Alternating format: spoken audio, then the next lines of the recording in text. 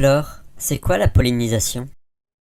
La pollinisation.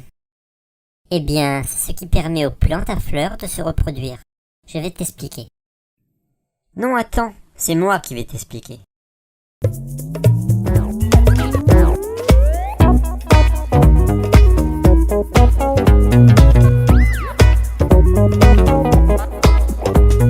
Les fleurs possèdent un organe femelle, le pistil, ou un organe mâle, l'étamine. Cette fleur-ci possède les deux, regarde. Ce que tu vois en jaune-orange, là, c'est le pollen qui recouvre les étamines. Et là, au milieu, le tube, c'est le pistil. Les fleurs produisent aussi un liquide sucré, que l'on appelle le nectar. Les abeilles adorent ça. Elles volent de fleur en fleur pour le boire. On dit qu'elles butinent.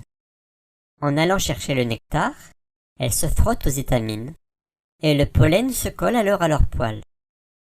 Quand elles visitent une autre fleur, elles déposent en passant du pollen sur le pistil. Tiens, regarde, cette abeille vient d'une fleur voisine. Le pollen se colle en haut du pistil. C'est ce qu'on appelle la pollinisation. Après, le pollen glisse dans le tube où il rejoint l'ovule. C'est la fécondation. Le pollen et l'ovule ensemble se transformeront pour devenir un fruit. Et les graines de ce fruit pourront ensuite devenir à leur tour une nouvelle plante. C'est super!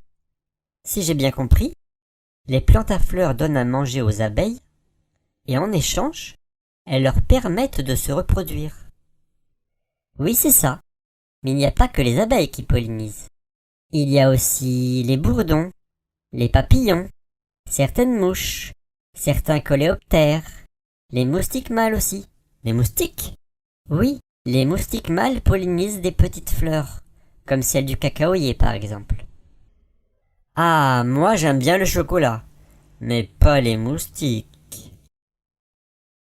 Et puis certaines fleurs sont pollinisées par des oiseaux, comme les colibris, et d'autres fleurs par des chauves-souris. Oui, c'est ça la pollinisation. Le pollen peut aussi être emporté par le vent, qui joue le rôle de pollinisateur, comme pour le noisetier qui fleurit en hiver, alors qu'il n'y a plus d'insectes dehors. Mais les insectes assurent la grande majorité de la pollinisation. Mais alors, ça veut dire que s'il n'y avait plus de pollinisateurs, il n'y aurait plus de fruits? C'est ça, plus de fruits et plus de plantes à fleurs.